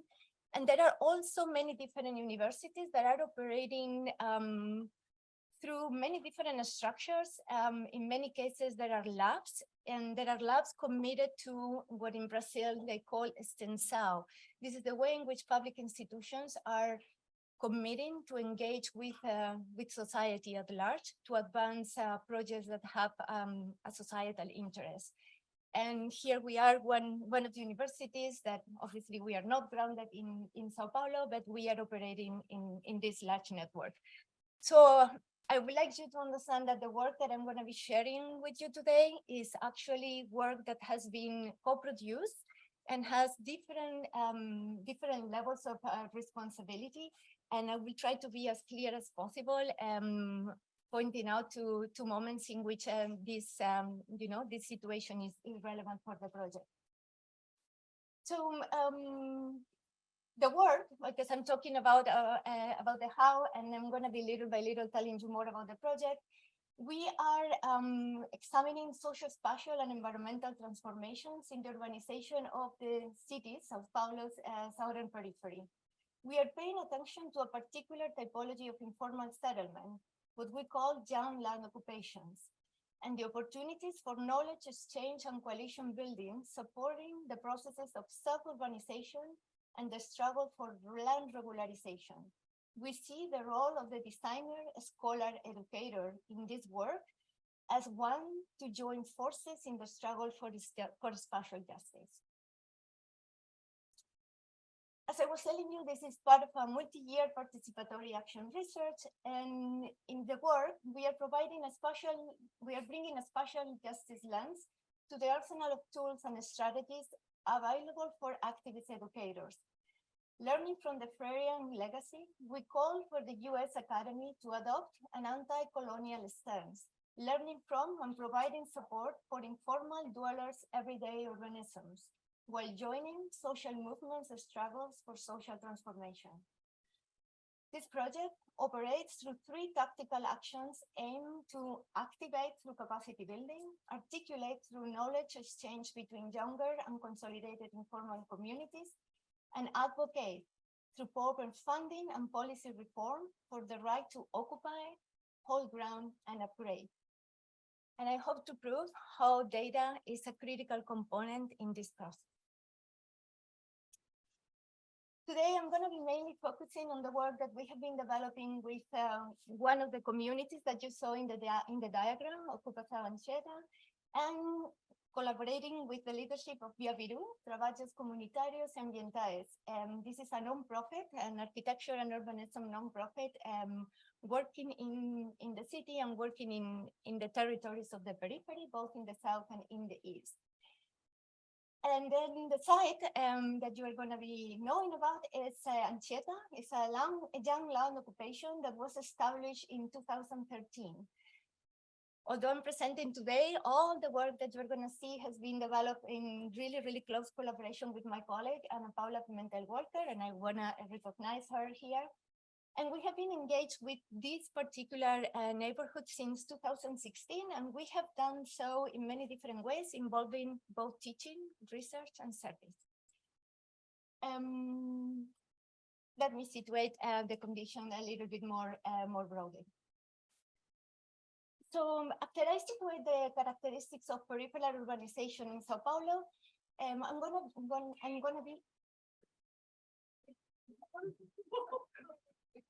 gonna be delving deeper in the Anchieta community, and so that we can all learn about on the project components involving data collection that was put in place to generate a census, and how we have been mobilizing this data to conceive and initiate the implementation of the self-urbanization project. This is the key point that I want to make, how non-existing data needs to be generated, and then it's generated to be made actionable almost immediately, and in this case is part of this larger struggle for the right to adequate housing and infrastructure.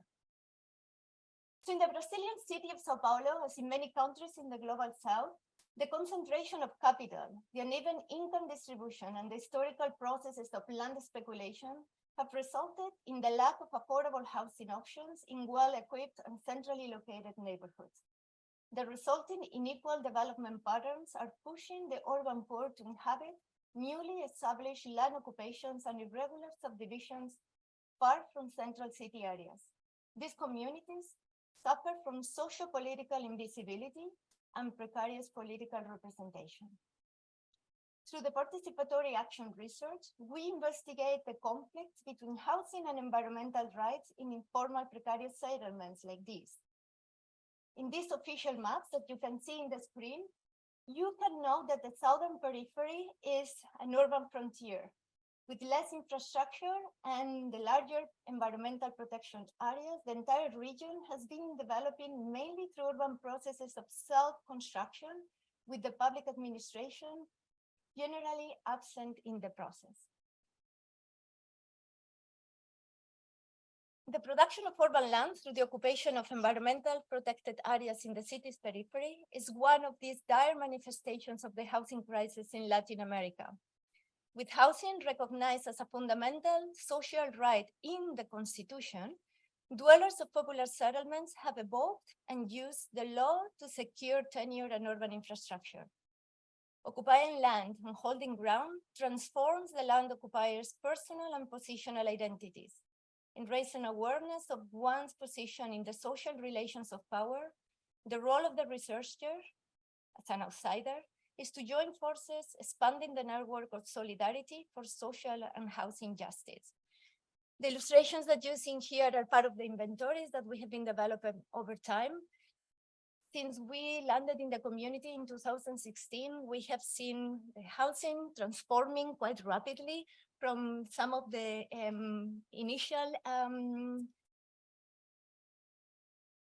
shelters to some of the more sophisticated houses that you are going to see today.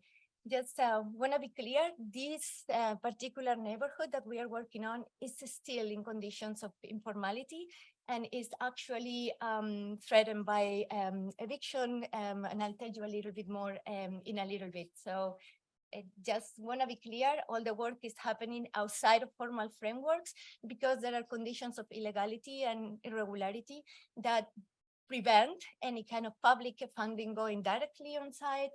And that is, one of the reasons that we are, that in a way we are trying to challenge as part of the work. All right. So young land occupation's presence is growing rapidly in the territory as the housing crisis becomes more acute. One of the 6 young land occupations that you see in this map, out of these 6, 3 of the ones that you're seeing here are actually in their 2nd or 3rd cycle of occupation. This means that the land is occupied, the land can be public or private, And those occupying may be evicted anytime. When eviction happens, some of them have the capacity, the right to be relocated. They are offered a temporary rental voucher. And what we have seen is that in all those instances in which there was an initial eviction and there was a completely wipe out of all the constructions, most of the residents that were evicted ended up coming back again, given the impossibility to actually keep up with their rental prices, even in areas of the periphery. So what we see here is just not a desire to occupy and live in precarious conditions. This is quite literally the last resort for many of these citizens needing to stay in the city.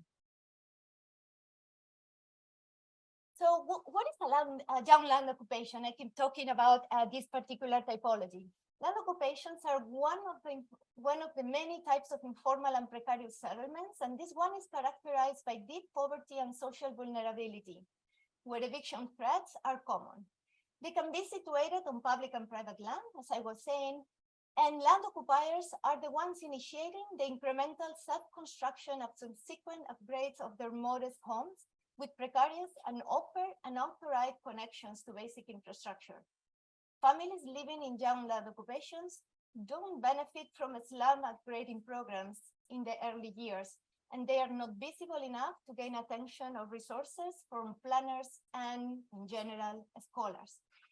Even if the property owner does not sue to repossess the land, land occupiers are often in violation of environmental and zoning regulations, and this can cause public prosecutors and the government to request the removal, and often this will involve charging additional fines. Facing legal challenges, land occupiers are left to connect with housing and civil rights movements to achieve justice. Through our project, we have been developing different types of inventories, including obviously mapping and interviews and focus groups and oral histories and timelines. And most of our ambition is to make sure that we are conduits for the residents to tell their story, to feel represented, to feel drawn, to feel that they exist, and that they are leaving an imprint in the land. Part of the mapping that we have been doing is actually a legal mapping, and this is just a very brief summary to give you a sense. As you can see, there is a repossession suit open. This means that the owner of the land, that is a non-profit operating in the same parcel, can at any given time reinstate the case, and eviction may happen.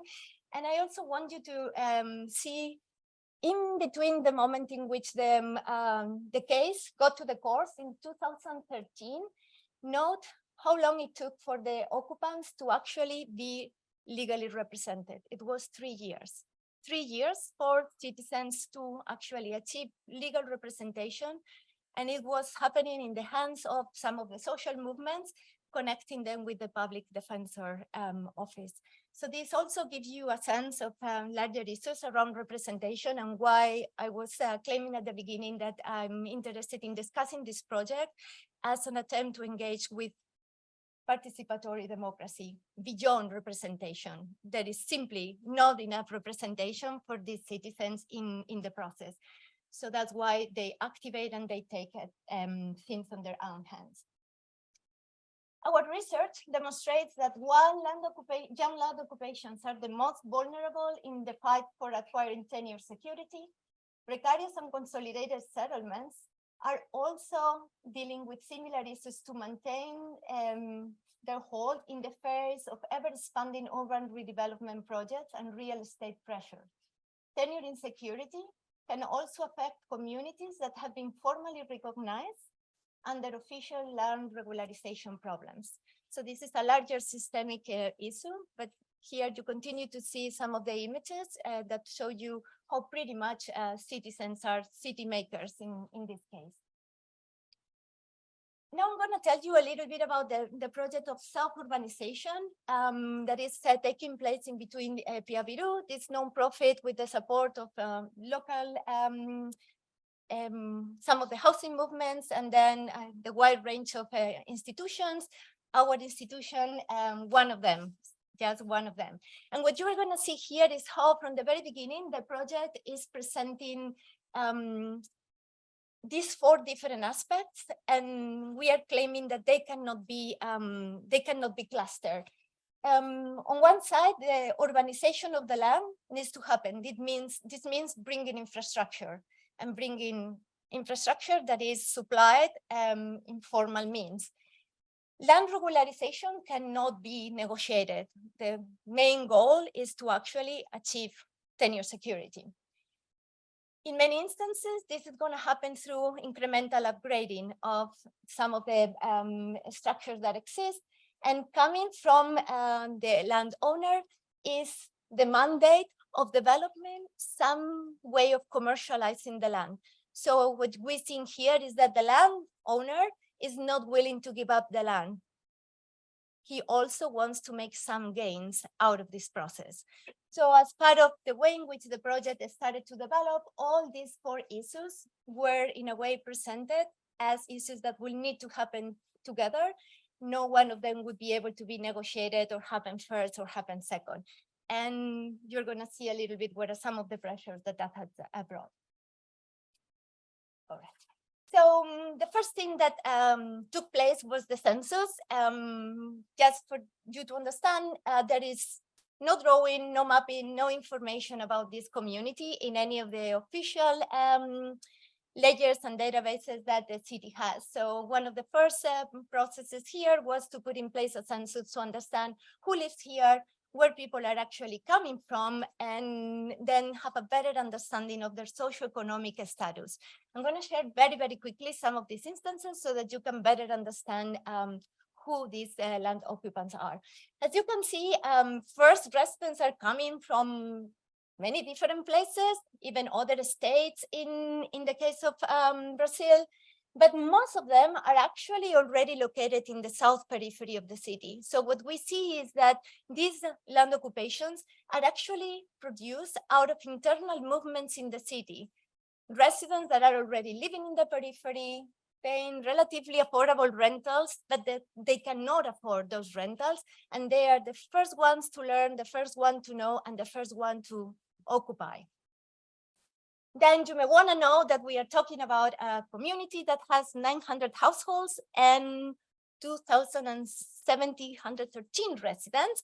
And these numbers are as volatile as you can imagine, because there are families coming daily.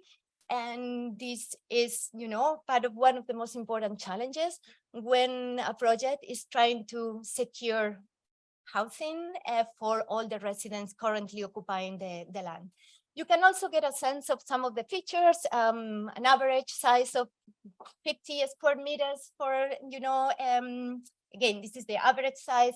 There are houses that are as small as 15 or 20 square meters, multiply by 10 if you want to think in square feet. But this gives you a little bit of a sense of them, a little bit of a diversity. We are not talking about a unique, a totally homogeneous condition inside. And again, I'm not going to go through all these indicators, but these were the ways of, collecting data and in a way presenting this data to the very residents. And I just want to point out a couple of things in here.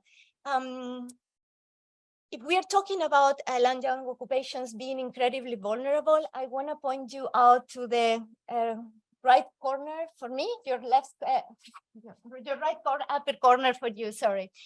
From all our studies, if we are dealing in general with conditions of precarity, we learn that from those, the households that are dealing with the most dire conditions are obviously women, single mothers being the leading member of the home. And in our case, it was mainly about women of color. So there is a whole other chapter and obviously another full component that we have been developing, focusing specifically on gender issues, not only female, but in general, LGBTQ plus presence in these communities. But today I'm not going to be focusing on that. Out of the data, out of collecting all this demographic data, It is good, it is good. That means that we are not falling asleep. This is what happens with technology. Okay, maybe I'm being boring. Just let me point out something important in here.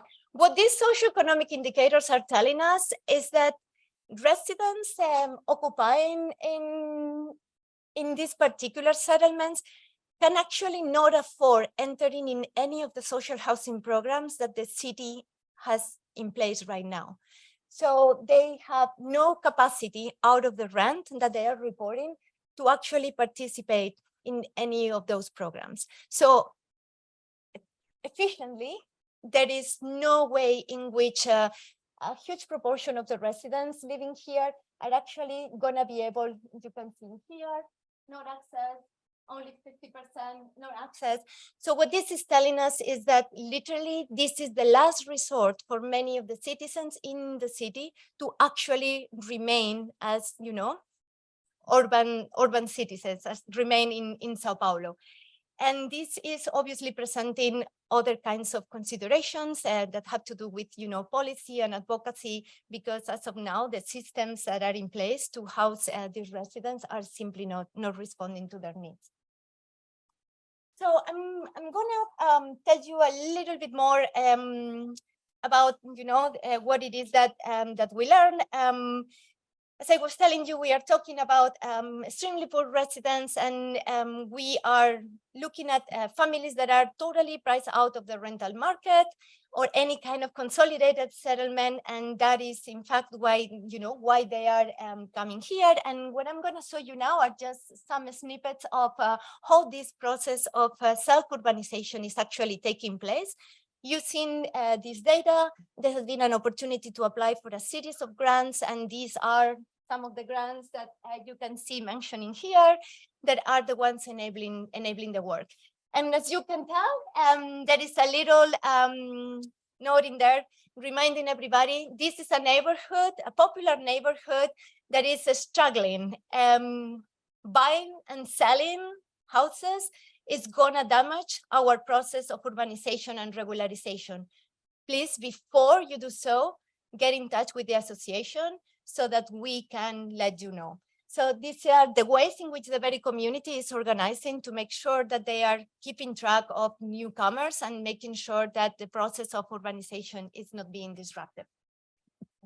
This is just for you to see some images of the original shelter and how the community has been growing little by little. Vamos lutar, o grito de guerra ecoa no ar.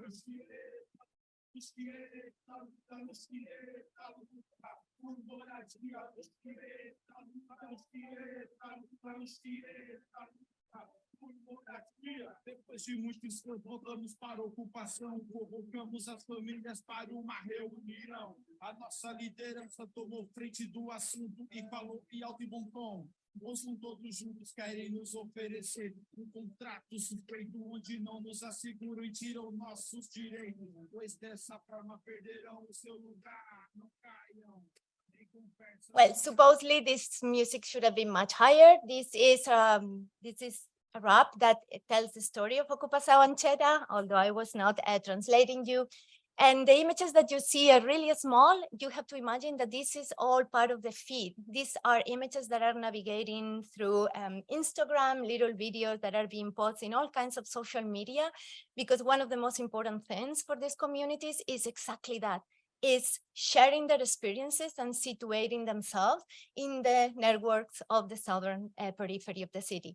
So the quality is what it is. They are sketchy, but they are all the time telling their own story and making sure that that in a way they feel represented, they seem seen.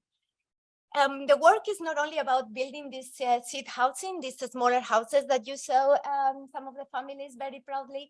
Here, Chiquinha is telling us the story of how they are actually also opening streets. And you can see here how they have been removing some of the initial houses that were clogging this area, and how very proudly they were opening up a new entry that used not to be there. So that now all these houses that are being reconfigured will have a direct connection to the street. So this is just to give you a sense of how these spaces are being made and remade without much public presence, right? This is about the citizens taking, things on their own hands. And the question for us is, what can we learn? How can we join efforts? What are the implications not only for our research, but actually also for our pedagogies? What next generation of planners, designers, anthropologists are we helping educate and helping situate in a struggle for urban models that are more just and are more participatory? So I'm going to conclude. Here, I'm going to be missing this video, and you are going to be missing Vito, one of the activists, basically explaining that achieving the right to housing is just not a one season effort, is actually a long-term struggle that implies education, implies articulating these movements very, very broadly. And it implies a continuous reshifting of the strategies that residents have to use to actually negotiate with the very public powers that are in a way neglecting their visibility or neglecting their capacity to access housing.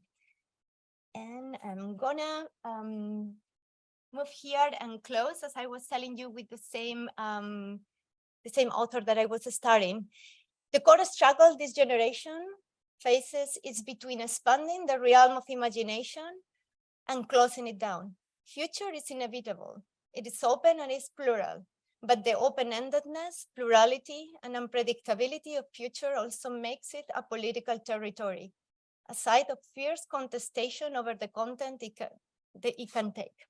If we don't dare to imagine the unimaginable, then the future is less open and more predetermined as persistence or perpetuation of the present. The struggle for future's emancipation and decolonization is urgent. This is important because when we teach challenging private property in a country that is based on that very principle, we are asking our students and we are asking our larger constituencies, like today, to imagine other world possible. Thank you. Thank you to our speakers today, some really amazing presentations. And what I particularly loved about the presentations is how much each of you in your work is really engaging with and seeking the betterment of a community or a group of people, through your research and through data. And I think it's, in different ways. And I think that's exciting because there's actually the agency of design and the agency of research is not just published, but it actually becomes something that has a real meaningful impact. I think, one of the things that I wanted to start the conversation with today is just beginning to talk about the forms of engagement, the legacy of the projects that your work, because and just to sort of give you a bit of an anecdote to this, my work is focused on the Arctic region, and one of the things in a project I'm working on now is to work with the community using environmental sensors to understand climate change and impacts in the north. And one of our community partners there, when I was first formulating a grant that was going to fund this work, was to say to me, he was very curious. He said to me, "What is this going to give us?" And actually, he didn't say not data. He said, "What's it going to give us in terms of employment and knowledge that would actually be left after the project?" And I thought that was very interesting and helpful because it was very practical. And so I'm going to ask you actually maybe to talk about the legacy of how you see the projects in terms of knowledge and other, because it's very technical what you're doing, how that has maybe come out in your work or conversations you've had or thoughts you've had. Do you want to, I can just, does anyone want to start? Sorry. Hello, I think it's working out. Broad policies. So what is it going to give us? So like, that is something that all my projects kind of start thinking about because actually I'm working on this project right now in Philadelphia where we call it the struggle space. Like, how do you work in a community that needs like so many things? And, you know, you're working to improve one issue or one thing, but they also like don't have trash or proper schools or proper housing, but like maybe you're working on this one aspect of things. But I think, I mean, in the case of Nairobi, that project and grant has been completed a year and a half ago, and they still have a wireless functioning network, and they're still collecting data, and I'm not involved at all. And so I hope that's what I gave them, ability to empower themselves. So that's what I want to leave with communities, is the ability for, I mean, empowerment is a weird word, maybe, but something that will grow with them in the future is what I hope for.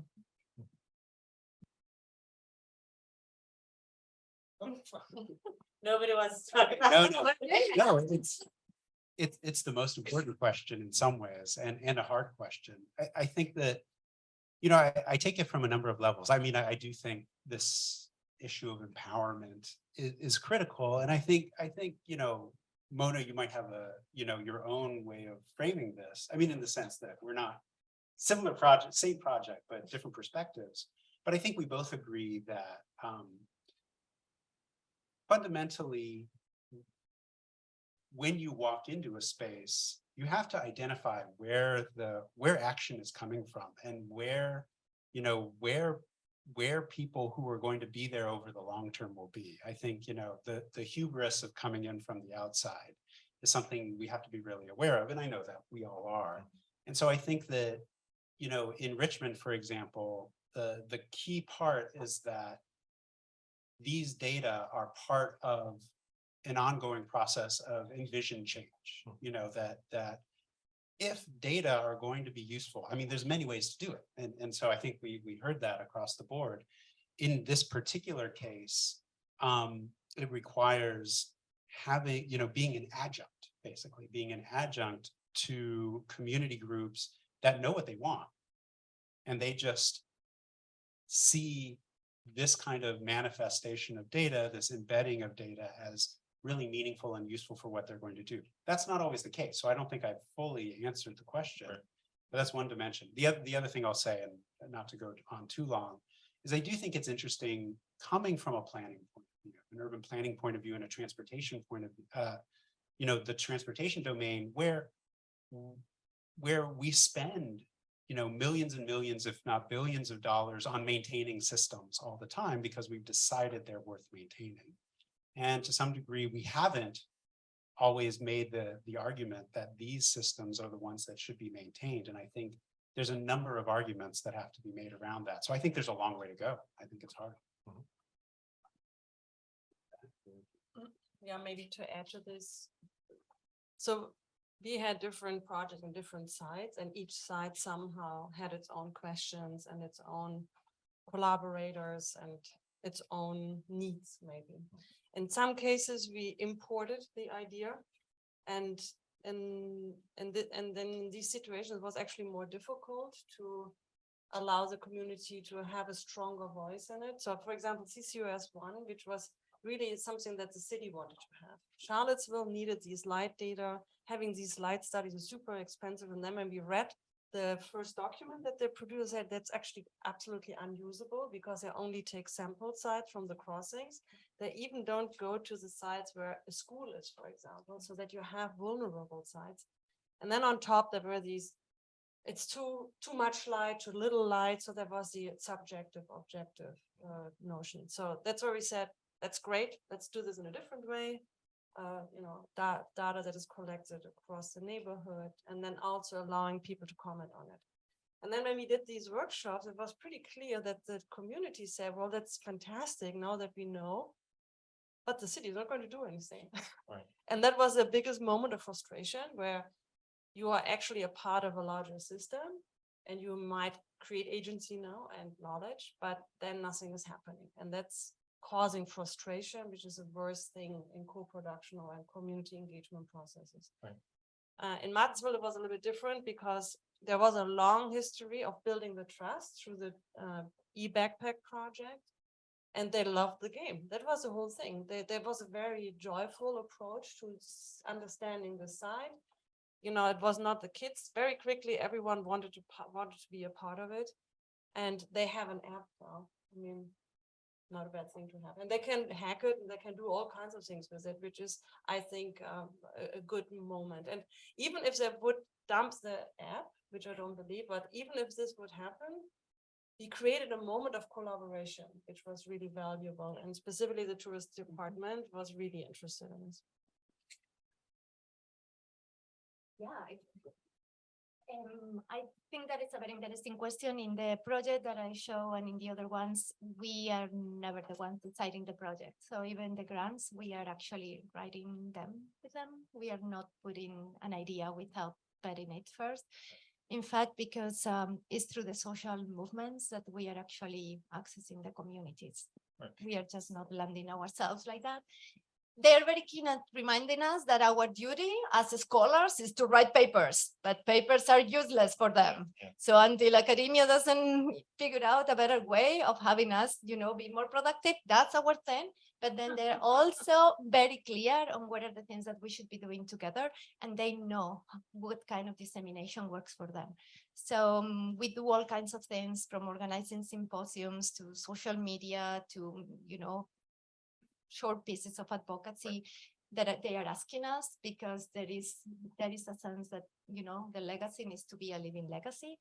And then you're not asking about that, but one main concern that I have with this type of projects in which we are trying to stay longer, to really benefit from the fact that academia sometimes allows that kind of generosity, is the sustainability of the projects without going to an NSF grant or, you know, doing things in which you lose control on what you can do because there are a lot of requirements. Yeah, Maria, I'm glad you're bringing that up, because I think that, you know, in your project, I mean, the legacy, not only in terms of knowledge exchange, but also in terms of, you know, what is the length of our engagement with these communities and these groups. We work on a project that's defined by a time frame of a grant or a kind of and then we leave, and yet the problems that are being faced and the challenges of these communities is something that has existed and will continue to exist, hopefully a little bit better than after, you know, but how do we maintain that engagement is really crucial. But I think one thing you mentioned too, and this is because I know that in all of the projects and in my work as well, it's this question of colonialism and what that you know, and how that is a kind of backdrop for our work. When you're in, Maria, specifically in your work, my reading or my understanding, and we're describing your project or this in Sao Paulo is through geospatial, through drawing and through validating the forms of urbanism that are happening.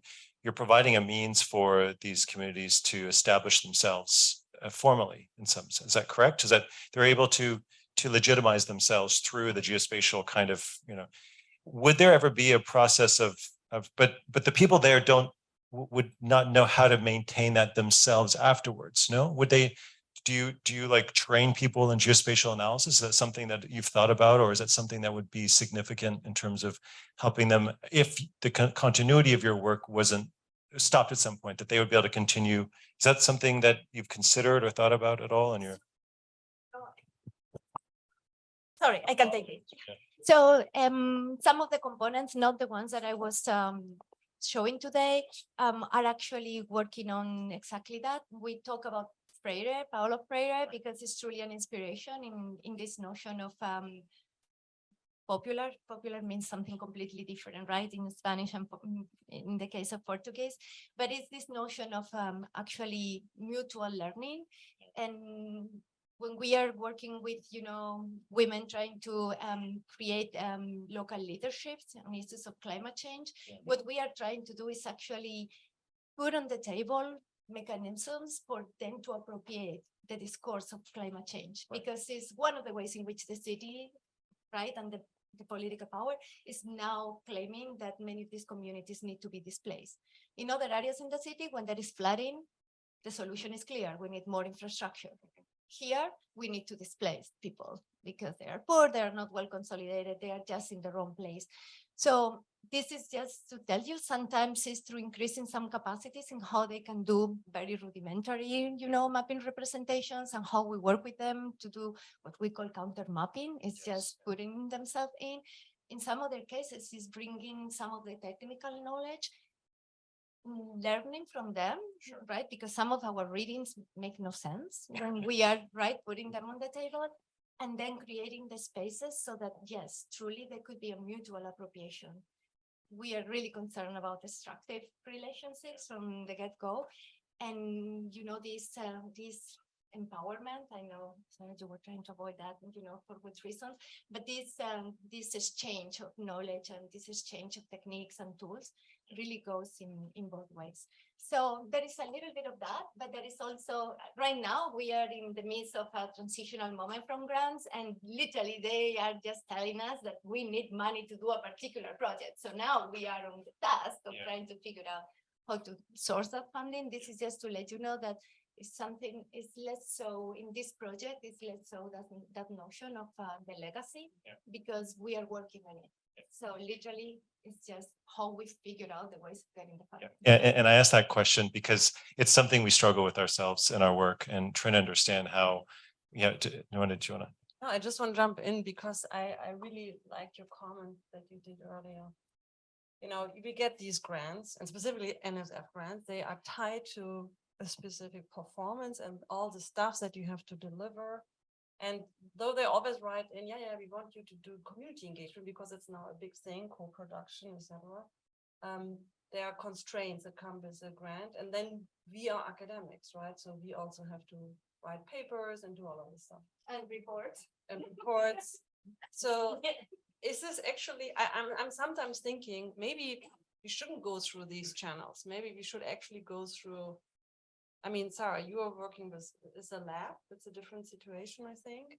But, being a nonprofit, applying for grants that are coming from different grant agencies, so that you are not so tied up what you have to produce through the grants and can actually really concentrate on the investment into the community, but because this is actually what needs to happen. But it's an interesting question because the money is not, even the Inter-American Bank or the World Bank, they have very clear agendas. They are not neutral at all. And in many cases, They still make me write reports. I was like, it's not any different. Yeah, I'm just seeing that specific funding sources force us to produce products that at the end of the day, our real product is about, helping communities and trying to improve the situation. I want to change tack for a second here. This is interesting. Do you want to? Can I? As I want to talk about data sovereignty within the context of your work. And Sarah, actually, again, some beautiful projects, particularly, talking about Central America and talking about migrant workers and how, all of the projects were touching on really critical issues. But the thing that was interesting in the Kenya project, developing these networks and also a way of increasing communication amongst the community. I noticed that on to use that app, you had to answer some questions, right? And so invariably you're being asked, the community is being asked to give up some data, right? Fairly helpful data in order to receive a service. So, again, this is and then they use the term, and I've had this actually a conversation with colleagues, a conversation when we talked about data scraping from a small community in Alaska. And I was like, I felt pretty uncomfortable with this term, data. So this data itself, just because it seems like it's an exploitation, and I'm thinking, I don't, how do we, in terms of data sovereignty, how do you see that influencing your work, or how do you see that? What are your thoughts on this term and what we should be doing as researchers in our work, and especially for communities which may not be digital literate or not have the technical, even what would I do with the data if I had this in hand? Here's a disk, here's your data. Okay. So I don't know, just to put that on the table, it's a big kind of thing, but I wondered if there's any thoughts you've had about this. Yeah, the data questions, I didn't have any involvement with the development of those. Those are all done by the community members. So yeah, I would say they have the data sovereignty over it. And they ask all kinds of things. Like one was about the roads. But I didn't work with that data or have, they gave it to me, but they had control over it and they decided how it was used. Right. And that was a very intentional part of the process. Like we had trainings, and so like the work that we did with them was more about talking to them about how they can, because the problem with Wi-Fi networks and the reason community Wi-Fi networks don't work is because you can't sustain them. And so like one of the things that the business model that we came up with when we co-designed was the ability to use the data to actually help create their business model. So the air quality data they sell to like the larger network, like African Air Quality Network. So they're like, I guess one thing they're trying to do is exploit the people that exploit them. So a lot of like people come into Cabera and like want to like, I don't know how many, I've been working in Cabera for like a very long time, and there's always like a new air quality project, like from the University of Birmingham or this one, I don't know. And they asked the KDI if they can put the air quality sensor on these public spaces. So the idea, the business model for the air quality sensor is that those universities, those organizations, like they can use the data and they'll sell it back to them.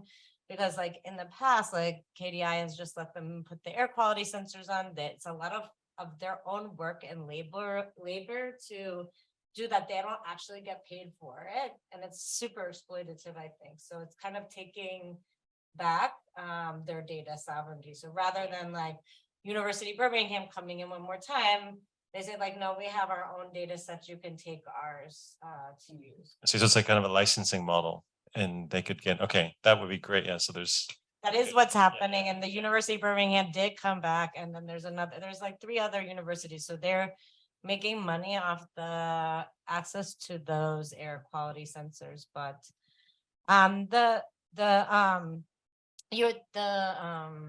Wi-Fi, you can get in without answering the questions if you want to.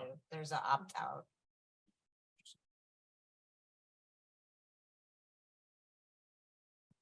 Data is an important issue in the communities that we work, because they have different stages in their struggle for land tenure.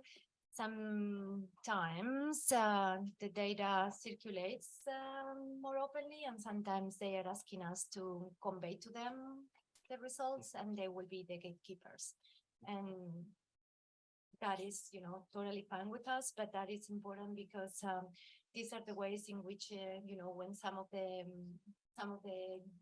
cases in the judiciary get activated, these are some of the ways in which they come to permanence. There are a number of years, there are thresholds, and there are specificities on how long the community needs to have been in place. So they, they are very keen on, receiving, data and the years that are representing them. But depending on the status, that data is going to become more or less public. And that's what it is.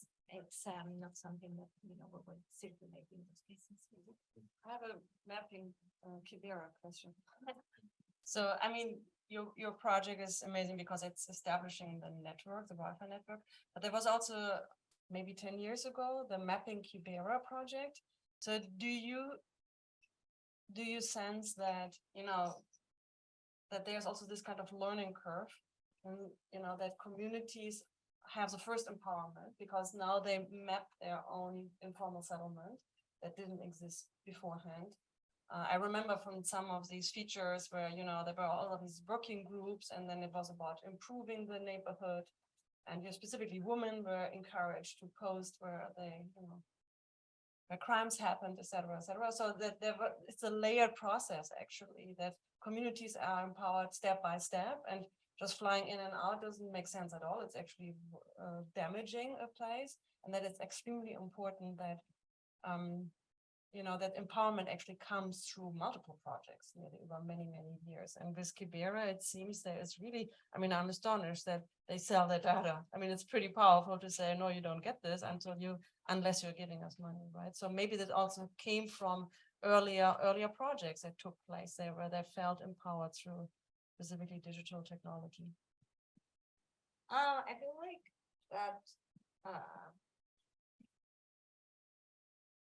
people in Kabera are like anywhere else. They're very good businessmen. And so I feel like this conversation, I'm surprised that they were selling their data, or it also sounds very, I don't know, like that they're not smart enough to do these things. Yeah. But I guess I just want to point out, I think and those people that were involved in the project, they were not involved in Map Kabera, but I mean, maybe what you're saying is that example exists for them, like previously, but I think that I think it's about anything, like just like we need to learn ways of understanding and knowing the world, like that education is passed on, and then they can like grow from it. So I think like this fair, you know, the idea of learning and creating knowledge transfer in order to help people grow and build is like what's happening here, right? So like our influence is more about giving them ideas of possibilities of what they can do. So like at the beginning of the project, where we held workshops about what can you do with data, we held workshops about what are business models for data, we held workshops about like how do you maintain the network. And then the reason that we had the RFP is because we wanted people who really were interested and took it on and learned from like what we were discussing. Sure. Yeah. But I think and I think you're right. There's the question of monetizing the data is one way in which a community could benefit from data. But I think maybe the question is more like, how does that data, for example, on air quality, how would a community write a report to a government agency to talk about how they need funding to then ameliorate the situation? I mean, that would require a level of complexity of an experience that could be taught, but that's not maybe something that we are doing in terms of our, you know, and so that's another level. One thing is just to sell it to people. Here, you please write the report for me, or someone else. That's about building networks for them to connect with, right? So like one of the things that we did with the air quality is actually there is C40 has a big program in Nairobi. So we connected them with the air quality programs that are going on existing there. So that it's just like we need networks in order to do our work, is helping them build those like same networks of access, like networks of access, right? Because if we look at even how do low income communities get out of the inequities caused by low income, it's about building networks and being able to like access the same power structures that we have available to us.